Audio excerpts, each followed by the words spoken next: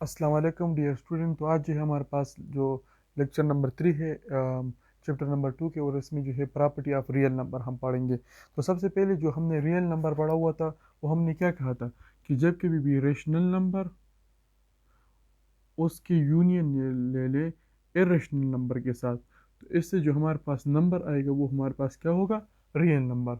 और अगर हम ये मतलब ये यूनियन जो है ना, हम कहते हैं ये और साथ ये, और जब इंटरसेक्शन आते हैं मतलब हम ये इसको हमने नाम देती है रेशनल नंबर और इंटरसेक्शन ऑफ इरेशनल नंबर, तो ये हमारे पास आएगा इम्प्लिसिट। ठीक है ना। और ये हमारे पास क्या होती है, मतलब ये जो इंटरसेक्शन है इसके साथ कोई लेन देन नहीं है फिलहाल, क्योंकि ये आप आगे सेट चैप्टर में आप पढ़ोगे कि ये हमारे पास क्या होते हैं, ये आपने पिछले जो है पढ़ा हुआ है। मतलब ये इंटरसेक्शन वो इंटरसेक्शन हमारे पास वो होते हैं जिसमें हम सिर्फ कॉमन एलिमेंट लेते हैं, और यूनियन हमारे पास वो होते हैं जिसमें हम इसके एलिमेंट भी लेते हैं, इसके एलिमेंट भी लेते हैं। ठीक है ना। तो जब कभी भी हमारे पास इरेशनल और रेशनल नंबर आ जाए और इसका हम इंटरसेक्शन ले लें, तो ये एम्प्टी सेट देगा। एम्प्टी सेट हमारे पास कौन सा सेट होते हैं, जो खाली सेट होते हैं, मतलब जिसके अंदर कोई भी एलिमेंट हमारे पास एग्जिस्ट नहीं करता। तो अब हम आते हैं प्रॉपर्टी के ऊपर। तो प्रॉपर्टी हमारे पास एडिशन के लिहाज से है और मल्टीप्लिकेशन के लिहाज से है, और दोनों प्रॉपर्टी जो है हमारे पास सेम है। ठीक है। तो इस साइड पे जो है मैं एडिशन का प्रॉपर्टी लिखूंगा, ये एडिशन प्रॉपर्टी हमारे पास होगा रियल नंबर की। ठीक है। और इस साइड पे जो है मल्टीप्लिकेशन प्रॉपर्टी में लिखूंगा। ठीक है। तो इसमें सबसे पहले हमारे पास आ जाते हैं क्या, colligative property with respect to addition. Colligative property with respect to addition. आप खुद समझ ले कि इस साइड पे जो है एडिशन होगा, इस साइड पे, और इस साइड पे हमारे पास क्या होगा, मल्टीप्लिकेशन होगा। लेकिन दोनों जो है प्रॉपर्टी है किसके, रियल नंबर के। इस साइड पे हम रियल नंबर की एडिशन वाली प्रॉपर्टी पढ़ेंगे और इस साइड पे मल्टीप्लिकेशन वाली प्रॉपर्टी। ठीक है।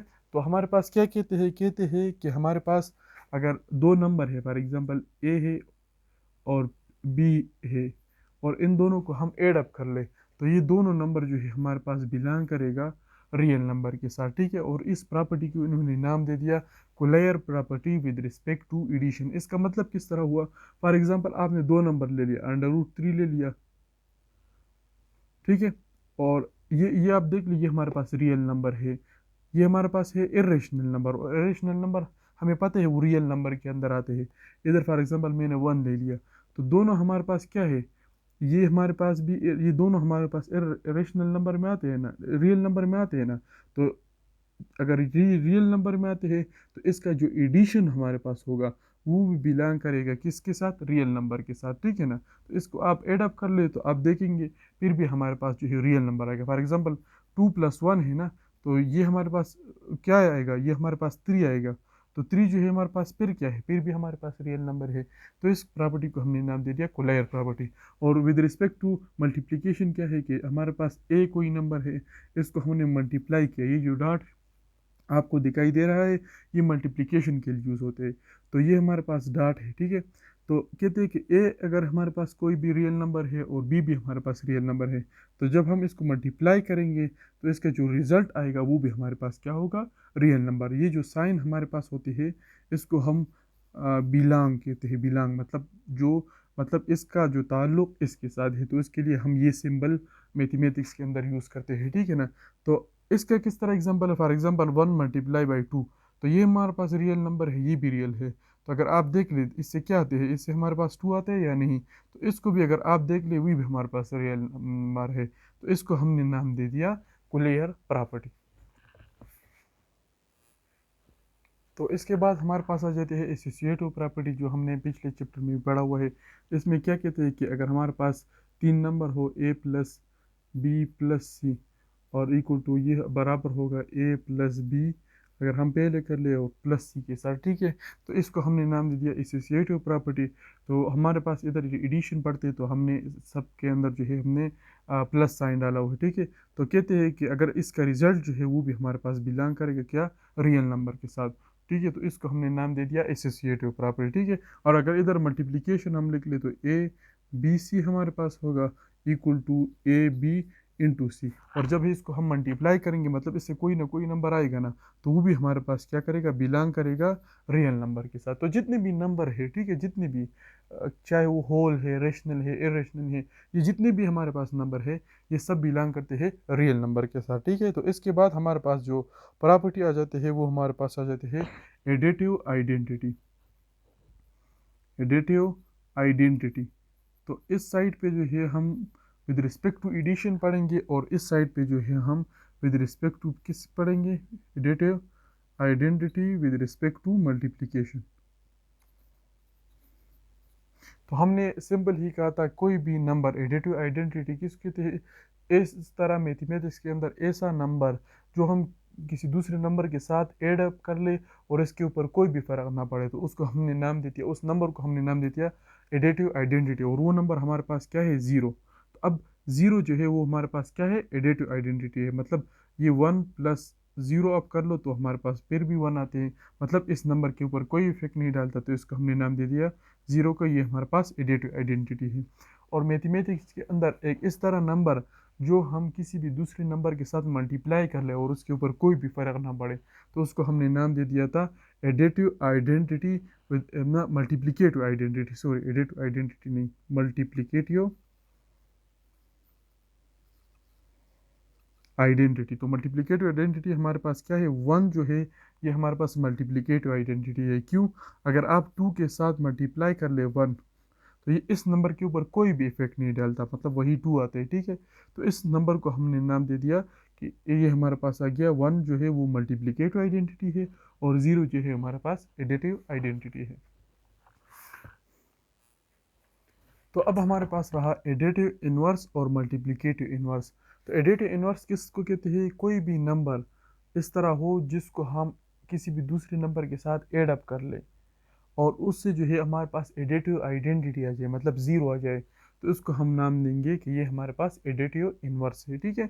मतलब दूसरे नंबर के, फॉर एग्जांपल हमने 2 ले लिया, अब ये 2 नंबर ले लिया, अब इस तरह नंबर हम ढूंढ ले जो हमारे पास रिजल्ट में एडिटिव आइडेंटिटी दे दे। एडिटिव आइडेंटिटी हमने किसको नाम दिया था, ज़ीरो को। मतलब -2 जो है अगर हम इसके साथ -2 एड अप कर लें तो हमारे पास क्या आते हैं, ज़ीरो।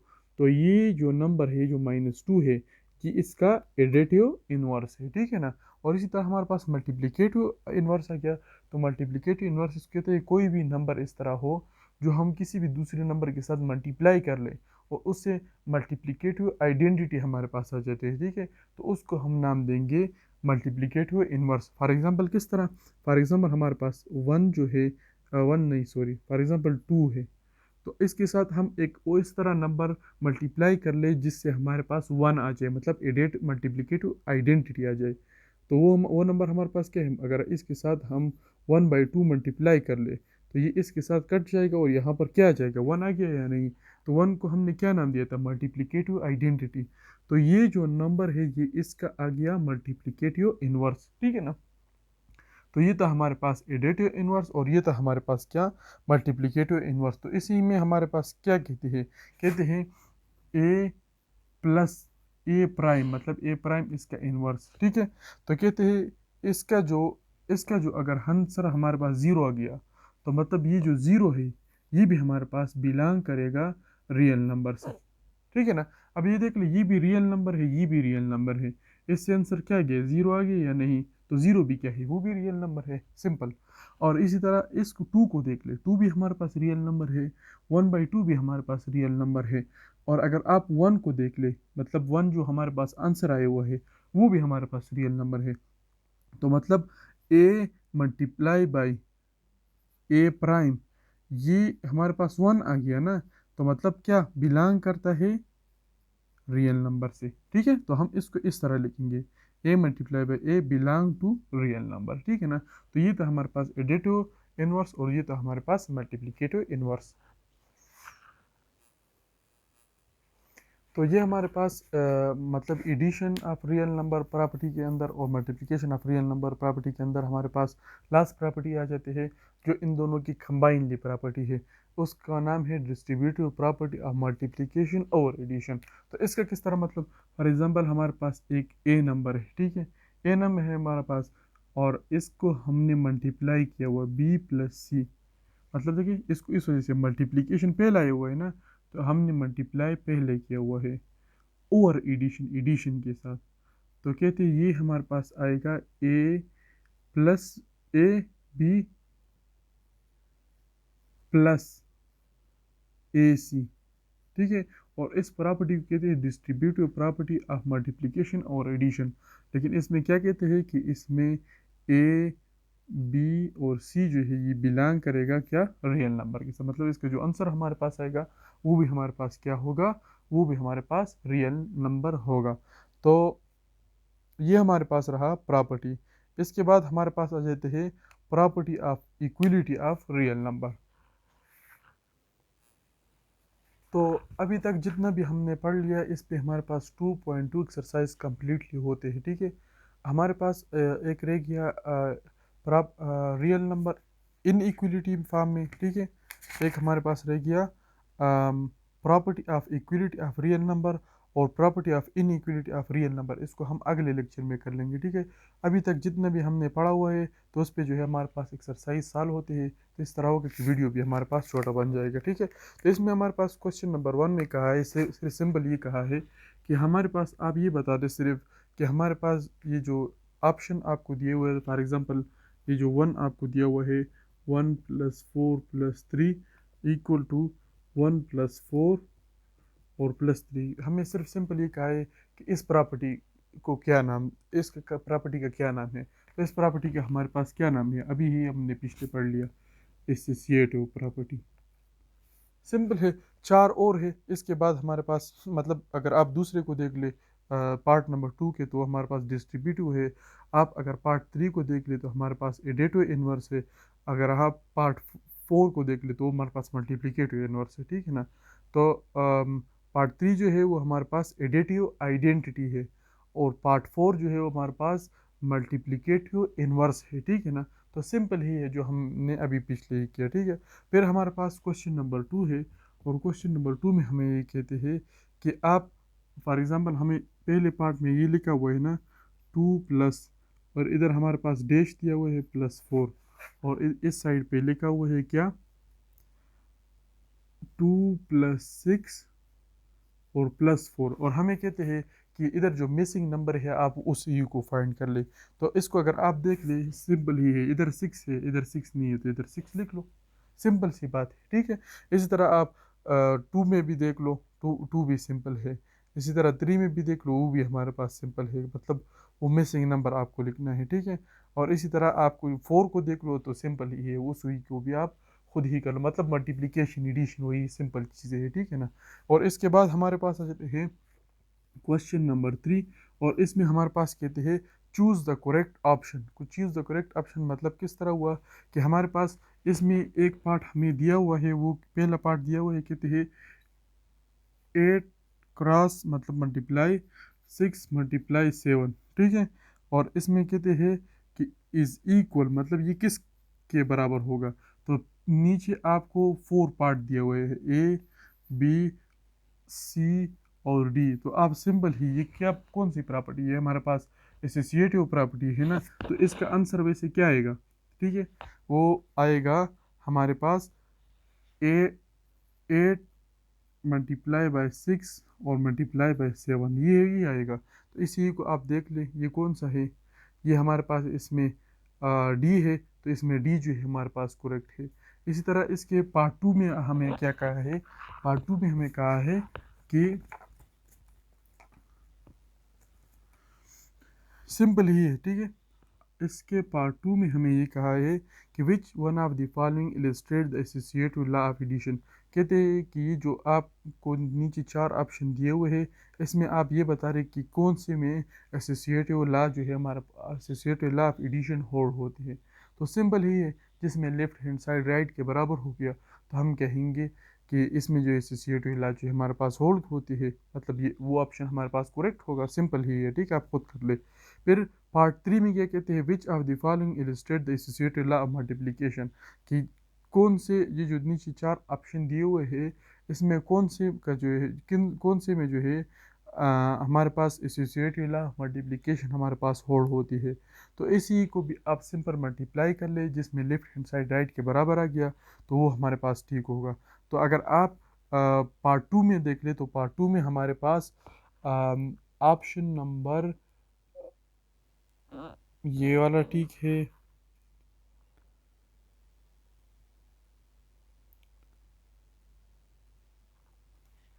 सिंपल अगर आप देख लेना तो आपके पास एड अप कर ले, तो हमारे पास जिसका इक्वल आ गया, अगर हमारे पास इसको कर ले 3 + 2 + 4 इक्वल टू 4 + 4 + 1। तो इसको अगर आप कर ले तो इससे हमारे पास क्या आते हैं, इससे हमारे पास आते हैं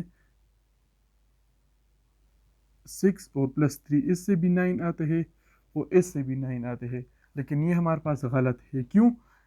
हमारे पास इस तरह होगा कि लेफ्ट हैंड साइड और राइट हैंड साइड का आंसर भी इक्वल आएगा, और उसके साथ साथ हमारे पास क्या होगा, ये जो नंबर हमारे पास दिए हुए हैं ये भी हमारे पास सेम होगा। तो इसमें अगर आप ऑप्शन देख ले, तो इसमें हमारे पास ऑप्शन ऑप्शन बी जो है, क्वेश्चन 3 में पार्ट 2 में ऑप्शन बी जो है वो हमारे पास करेक्ट है, ठीक है ना, क्योंकि उसमें नंबर भी सेम है, और उसको अगर आप एडअप भी कर ले तो उसका left hand side right side का बराबर आते हैं। और इसी तरह अगर आप पार्ट 3 में देख ले, तो पार्ट 3 में अगर आप देख ले तो उसमें हमारे पास जो है इसमें हमारे पास ऑप्शन सी अगर आप देख लें तो ये हमारे पास करेक्ट होगा। इसमें left hand side right hand side के भी बराबर है, और साथ जो हमारे पास हिंद से है वो भी हमारे पास सेम है। तो ये था हमारे पास क्वेश्चन नंबर 3। तो इसमें हमारे पास रहा क्वेश्चन नंबर 4, जो हमारे पास सिंपल है, इसी को भी हम कवर कर लेंगे। तो ये हमारे पास रहा क्वेश्चन नंबर 4, जो इस एक्सरसाइज के लास्ट क्वेश्चन है। कहते हैं कि इसमें जो है डिस्ट्रीब्यूटिव प्रॉपर्टी यूज़ कर लो, मतलब ये हमारे पास एक साइड दिया हुआ है डिस्ट्रीब्यूटिव प्रॉपर्टी का, कहते हैं इसका दूसरी साइड लिखो, फिर उस ये को हमारे पास मल्टीप्लाई कर लो, ठीक है। तो इस क्वेश्चन में यही कहा है। तो अगर हम इसके ये देख लीजिए, एक साइड हमारे पास है ना, तो इससे हम दूसरा साइड किस तरह बनाएंगे, सिंपल ही है, जिस तरह हमने पिछले पढ़ा हुआ था। ये कौन सी साइड है, मतलब ये इस तरह है, ये हमारे पास ये वाला साइड दिया हुआ है a + b, और ये दिया हुआ है, सॉरी ये मल्टीप्लाई के साथ, और इसके साथ हमारे पास दिया हुआ है a × c। तो हमारे पास ये आप देख लीजिए दोनों सेम है ना, इसको हम पहले फिर किस तरह लिखते, इसको हम लिखते थे a × b c, इस तरह हम लिखते थे, यानी इसके ये फॉर्म बनेगा। तो इससे भी हमारे पास ये वाला फॉर्म बनेगा, मतलब ए की जगह पर ये वाला आ जाएगा 39, ठीक है, b + c, सॉरी इधर +c आ जाएगी, ठीक है। तो इधर हमारे पास क्या आ जाएगा 63 + 37, ये हमारे पास आ जाएगा या नहीं। तो इसी को अगर आप सिंप्लीफाई कर ले, ये देख ली मैंने वैसे तरीका आपको सिखा लिया, ठीक है, कि किस तरह हम कर लेते हैं। तो इसको अगर आप वैसे सिंप्लीफाई कर लो, मैंने अपने लिए किया हुआ है, तो इसका आंसर जो है हमारे पास आएगा 3900, ठीक है। और इसी तरह हमारे पास ये दिया हुआ है ना, तो अब इसको किस तरह करना है ये देख ले, ये भी उसी तरह है, मतलब a × b - a × c। तो इसको अगर हम में से कर लेंगे तो किस तरह आएगा, a अपनी जगह पे आ जाएगा, और अंदर जो है हमारे पास b - c आएगा। तो अब इसको आप मल्टीप्लाई कर लो, तो ये ही फॉर्म जो है हमारे पास इससे बनेगा, ठीक है। तो इसको भी हम इस तरह करेंगे, मतलब ए को बाहर लिखेंगे, ये ए की जगह पर है, ये देख ले सेम है ना, तो 50, और अंदर बी की जगह पर क्या है 161 माइनस इधर 81, ठीक है ना। तो इसको अगर आप, ये मैंने आपको सिंप्लीफाई करने के लिए किया कि ये किस तरह हमारे पास होते हैं, ठीक है। तो इसको भी अगर आप वैसे डायरेक्टली लिख लो, तो इससे हमारे पास आ जाएगा 40,000, ठीक है। तो ये था हमारे पास क्वेश्चन नंबर 2 में पार्ट 3 और पार्ट 2 और पार्ट 4 आप खुद कर लें। तो ये हमारे पास था क्वेश्चन नंबर 4 2.2 में। तो इससे हमारे पास एक्सरसाइज ख़त्म हो गया। ओके जी, अल्लाह हाफिज़। और नेक्स्ट लेक्चर में इंशाल्लाह जो है हम इक्विलिटी और इन इक्विलिटी प्रॉपर्टी हम पढ़ेंगे रियल नंबर के अंदर। ओके जी, अल्लाह हाफिज़।